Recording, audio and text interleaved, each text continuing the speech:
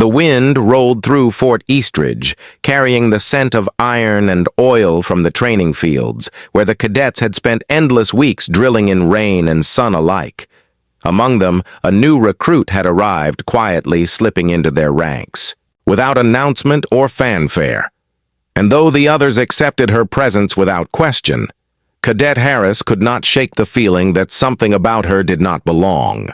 She moved with an ease that betrayed experience far beyond their level, and even the instructors seemed to watch her with a strange mixture of caution and respect, as if they too knew something the cadets did not. The recruit called herself Ward and spoke little, keeping mostly to herself during meals and downtime, which only deepened the mystery surrounding her. At first the others ignored Harris. Suspicions they told him he was seeing ghosts, that the stress of upcoming evaluations had him imagining conspiracies, but he could not let it rest. Every motion she made seemed deliberate. When they were ordered to march, she anticipated commands a half-breath before they were spoken. When they disassembled rifles, she handled the parts with muscle memory too perfect for a beginner. And when she sparred, she never lost, not once, even against those who had been at the academy for months. It was as if she had lived the drills long before any of them. One night, as rain tapped against the dormitory windows, Harris gathered 3 others in the corner of the room. Cadet Vale, who was quick with plans, Cadet Monroe, who had a talent for observation, and Cadet Rowe, who rarely spoke but noticed everything. Harris told them what he had seen, and the unease in his voice spread among them like fire. Maybe she was a plant from another division testing morale. Maybe she was related to one of the senior officers and sent to spy on their leadership, or maybe worse, maybe she was not a recruit at all. The possibilities kept them awake long after lights out. The following day, they watched her closely. While pretending to go about routine, the recruit Ward never faltered when ordered to run the obstacle course. She finished first and barely broke a sweat when assigned to clean weapons. She did so with meticulous care, not for praise but out of habit, like someone who knew the importance of precision in the field. Harris could not help but notice that she spoke to no one unless spoken to.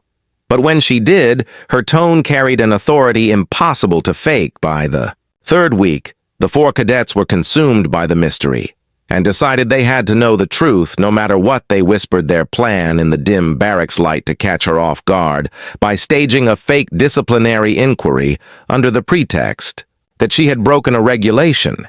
If she was truly just a recruit, she would panic. If not, her reaction would tell them everything they needed to know. Vale was the one who drafted the false report. Monroe forged the signature of an absent sergeant, and Rowe ensured the timing coincided with a night when most officers would be attending a strategy meeting, leaving them alone in the briefing room. As dusk fell heavy, clouds gathered over the fort. Lightning flashed in the distance, casting brief, pale light across the training grounds. The storm matched the tension building in their chests. They waited until the last roll call, then summoned Ward to the briefing room. Harris' heart hammered in his chest as he held the papers that meant nothing, yet felt like a weapon in his hands. Ward entered silently, her expression unreadable, her uniform immaculate. She did not ask questions. She simply stood at attention, awaiting instruction. Harris began the mock hearing, his voice trembling. Though he tried to sound firm, he accused her of withholding personal data during registration, of possibly falsifying training records. All lies, of course, but believable enough to draw a reaction. Vale read from the fabricated file. Monroe watched every twitch of her eyes, but there was none. Ward listened in silence, her posture straight, her breathing calm. The storm outside grew louder as wind howled through the cracks of the old windows. Rowe, who had barely spoken, until then asked where she had trained. Before joining Fort Eastridge, a question deliberately absent from any official documentation, still she answered softly and clearly, naming a civilian academy no one had heard of. Harris felt both relieved and unsettled. The calm in her voice seemed rehearsed, too. Controlled, he pressed further, asking for details, dates, instructors' names. She gave none. simply repeating that her record was available for review through proper command channels. Harris lost patience, his voice rising, accusing her of lying to her unit, of hiding something that could endanger them all. At that moment, thunder crashed overhead. The power flickered, plunging the room into near darkness, lit only by the occasional lightning strike. Shadows leapt across the walls, making the faces of the cadets appear strange and uncertain. In that moment, Harris felt the weight of what they were doing, the risk of overstepping their place, but it was too late to stop. The truth had to come out, even if it meant consequences. Ward finally spoke, her voice cutting through the storm like a blade. She asked calmly who had authorized the hearing. Harris stammered, saying it was a matter of unit cohesion. Ward took one slow step forward, and the air seemed to tighten around her. The others stepped back, instinctively unsure why a simple movement from her carried such gravity. Her eyes glinted in the dim light, sharp and steady, as if measuring each of them not with fear, but with judgment. She said nothing more, only turned her gaze toward the door as if expecting someone. Harris' heart pounded louder than the storm outside. He opened his mouth to demand an answer, but the words died before leaving his throat. Something in her stance told him she was not afraid, because she did not need to be. The authority in her bearing made his accusations feel childish and hollow. The silence that followed was unbearable. Monroe shifted nervously. Vale whispered that they should end it before it went too far, but Harris refused. He felt he was on the edge of uncovering something immense, something that would explain the unease that had haunted them since her arrival. He pressed again, asking what her purpose was, why she had been placed in their unit, and who she reported to. Ward looked at him for a long moment before answering her tone. Still, even that information, she said, is not yours to request, cadet. Her words struck him like a command. Though she had not raised her voice, every part of him wanted to step back, to salute, to obey. Without question, but pride anchored him in place. He tried to reply, but thunder roared again, drowning his words. The door creaked as wind pushed it open slightly, and all four cadets turned their heads instinctively. Ward did not move, her eyes fixed on something beyond the door, as if sensing someone there. For a heartbeat, nothing happened. Then the sound of boots echoed down the hall. Slow, deliberate, measured, the kind of stride that carried authority and certainty. The kind of stride every cadet recognized even before seeing the uniform. Harris' throat went dry. He suddenly wished they had not gone this far, wished they had waited just one more day to learn the truth through proper channels, but it was too late. The footsteps grew louder and closer, and still Ward stood motionless. Her expression calm, her shoulders squared, as if she had been expecting this very moment. The door swung open fully, and lightning illuminated the hallway, revealing the outline of an officer stepping inside. But the cadets could not yet see his face, only the insignia glinting faintly in the flickering light. Harris felt his stomach twist in dread, knowing that whatever was about to happen would change everything. They thought they understood about the recruit, and perhaps about themselves too. The storm outside raged harder, shaking the old windows, rain pounding against the panes like warning drums. While inside the air thickened with fear and anticipation, the four cadets realized they had stepped into something far beyond their understanding, something that had been in motion long before they decided to play detective. The recruit remained still, her shadow merging with the dark corner of the room, as if she belonged to it. The cadets waited, hearts pounding for the officer to speak, but his silence was heavier than any reprimand. That was when the truth began to surface, not through words, but through the electric tension that filled the space around them. The heavy silence in the briefing room stretched longer than the storm outside, and every cadet felt the air thicken as the figure stepped fully into the light. The glint of insignia on his shoulder confirmed what they all feared. Lieutenant Marrow, the officer whose reputation for discipline was known across the fort, stood before them. his face unreadable and his gaze sharp as a blade. The cadets stiffened instinctively, trying to compose themselves, but their trembling gave them away. Harris felt his throat tighten as the lieutenant's eyes moved from him to the forged papers on the table, then to the recruit who stood unmoved and silent. For what felt like an eternity, no one spoke. The thunder roared again and the rain drummed a steady rhythm against the roof. Finally, the lieutenant took one slow step forward, and when he did, every instinct in the room shifted. It was not anger that filled the space, but something heavier. The weight of understanding, the kind that only comes before punishment. He looked directly at Harris and asked in a voice low and calm what exactly they thought they were doing. Harris tried to answer his words, stumbling over each other. The explanation he had practiced vanished from his mind. He managed only fragments about suspicion and loyalty and unit safety. Lieutenant Marrow did not interrupt. He simply listened, then turned his gaze toward the recruit ward. She stood without flinching, her eyes locked on him, and when he gave a small nod. She straightened and spoke for the first time in a tone so steady it made the storm seem distant. She said that she was not a recruit at all, that her full title was Lieutenant Commander Elise Ward, assigned to Fort Eastridge under direct order. From Central Command to evaluate leadership readiness and chain of command discipline, the cadets froze, unable to comprehend the words she had said. The sound of her rank alone echoed in their minds louder than the thunder outside. Harris' mouth went dry. He looked at Vale, Monroe, and Rowe, who all stood pale and still, none of them able to speak.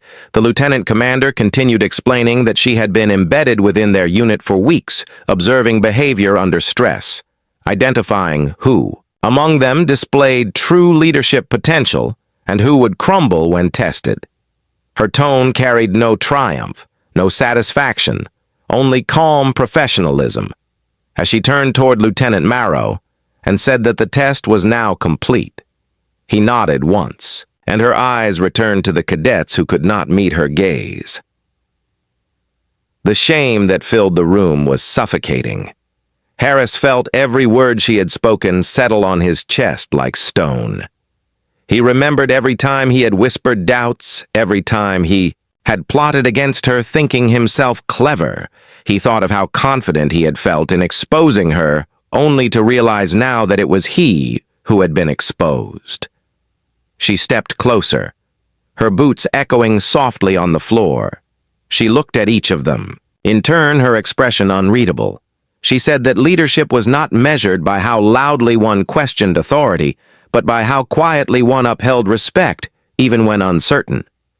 The lesson struck deeper than any reprimand. Could Harris lowered his head. Unable to meet her eyes, Vale looked like he might faint.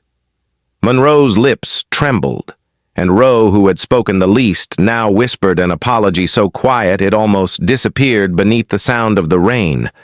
But the lieutenant commander heard it. She gave a small nod, not of forgiveness, but of acknowledgement.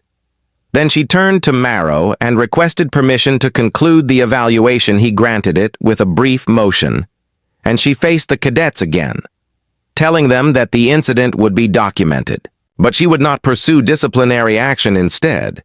She wanted them to understand the gravity of what had happened. Her words flowed like cold water. She said that in the field, suspicion without proof could destroy units that loyalty meant trusting. The process, even when clarity was not immediate, that arrogance disguised as initiative could end lives before battle even began. The cadets listened in silence as she dismantled every illusion they had built about their own courage and cunning. Harris felt his pride dissolve with each sentence. He realized then that she had been watching not just their drills and performance, but their hearts, their ability to follow even when they thought they knew better, and he had failed completely. When she finished speaking, she looked at Marrow and he stepped forward, addressing the cadets in a quieter tone than they had ever heard from him. He said that trust was the backbone of command, that questioning orders without understanding context was The mark of recklessness, not leadership, that their behavior tonight had put them at risk of expulsion, and yet the lieutenant commander had chosen restraint because she believed that failure, when recognized, could still shape good soldiers. His eyes locked on Harris, and he said that this would be the lesson that defined his career, for better or worse. The rain outside began to fade to a light drizzle, but the tension inside the room did not ease. Ward looked at them one last time, and then walked toward the door, her steps measured and quiet. She paused only once at the threshold and said that true strength was not in exposing others, but in knowing when to listen. Then she disappeared into the corridor, leaving the 4 cadets standing. In stunned silence, Marrow lingered for a moment longer. His gaze moving over them, he told them to clean the room and report to his office at dawn for debriefing. Then he left them to the silence they had created. For a long time, none of them spoke. The only sound was the dripping of rain through a crack in the ceiling. Harris sat down on one of the chairs, staring at the floor. He felt hollow. Every memory of the past weeks played back in his mind, each one now twisted by understanding he saw. Her subtle glances during drills, her quiet corrections. The way she had guided them without ever giving orders, she had been teaching them all along, and they had been too blinded by pride to see it. Vale sank to the floor, his hands covering his face. Monroe muttered that they were finished, that their records were ruined. Rose simply said they were lucky she had mercy. As the night dragged on, the storm moved east, and a thin gray light began to seep through the windows. They did not sleep. None of them could. Each was trapped in thought. Harris wrote a statement for the morning admitting responsibility, though he knew it might not matter. He felt it was the only thing left to do when dawn came and they stood before Marrow again. The air between them was heavy with exhaustion. He looked at them without anger, only disappointment. He told them that the lieutenant commander had already filed her report and that she had recommended against disciplinary discharge instead. She had suggested an additional leadership program under her supervision. The words felt like both punishment and grace. Harris exhaled slowly, his shoulders sagging in relief mixed with dread. Marrow said they would begin immediately and that they were to treat it as a second chance, not a favor. He dismissed them to the training grounds where the morning air was sharp and cold. The fort looked different now, stripped of illusion. The fields damp from the night's storm, reflecting the rising sun. Ward waited for them there. Her posture straight, her eyes steady as they approached. She gave no sign of warmth or resentment, only purpose. She told them to line up, and they obeyed without hesitation. Their training under her was unlike anything they had experienced before. She pushed them harder than any instructor, yet she never raised her voice. Her lessons came through silence, observation, and precision. She taught them to notice what others missed, to move as one unit, to trust commands, even when the reason was not immediately clear. Days blurred into weeks, and the cadets found themselves changing without realizing it.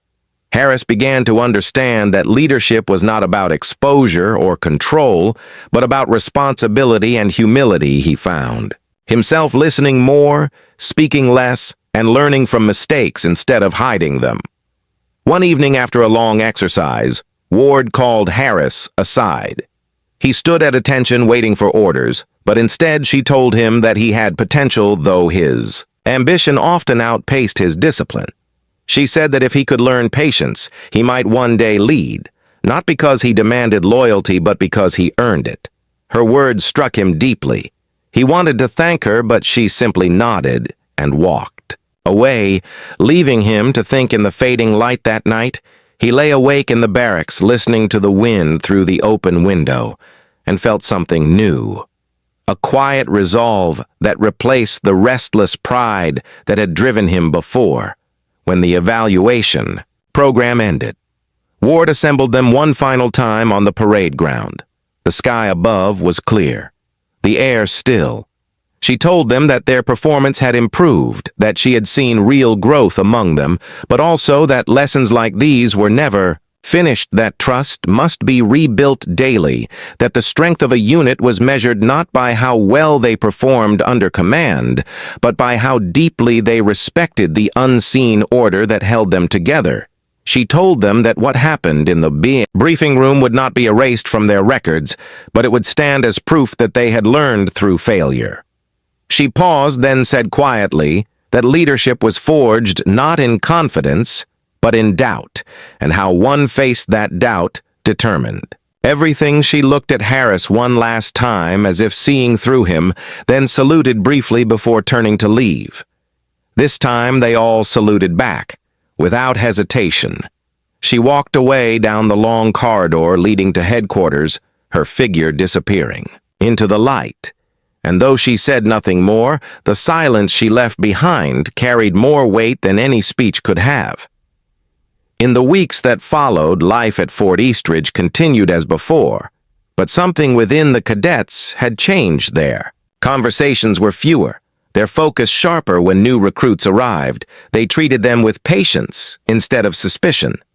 Harris found himself repeating her lessons to others without realizing it, her voice echoing in his mind each time he faced uncertainty, sometimes late at night. He would look toward the office where she had once stood and wonder if she was still observing from afar, if she still tested others as she had tested them. And though none of them ever spoke openly about the night they confronted her, it lived in their memory as a silent warning and a quiet source of strength, reminding them that authority was not always visible and that respect was not something to demand, but to earn. In the long run, the shock of that revelation became the turning point of their lives, shaping them into officers who would one day teach the same lesson to those who came after them without ever needing to mention the storm or the recruit or the night they tried to expose a truth that had already been watching them from the start.